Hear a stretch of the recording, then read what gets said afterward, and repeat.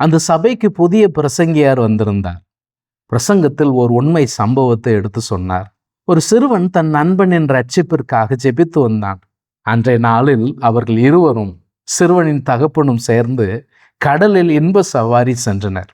திடீரென ஏற்பட்ட கடல் சீற்றத்தால் படகு கவிழ்ந்தது.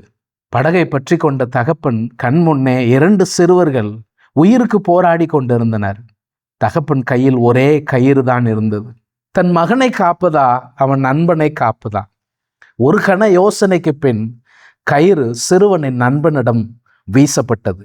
அவன் காக்கப்படும் அதே நேரம் தன் கண் முன்னே தன் அருமை மகன் மூழ்கி போனான். இவர்கள் இருவரும் மீட்பு குழுவால் காக்கப்பட்டனர்.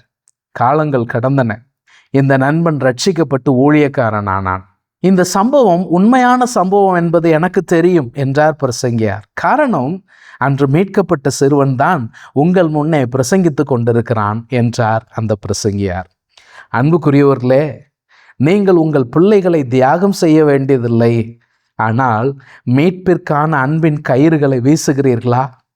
தப்பிப்போன மார்க்கத்தினின்று பாவியை திருப்புகிறவன் ஒரு ஆத்துமாவை மரணத்தினின்று ரட்சித்து திரளான பாவங்களை மூடுவான் என்று அறிய கடவன் என்கிறார் யாக்கோபு. அன்பின் கயிறு வீசலாமா?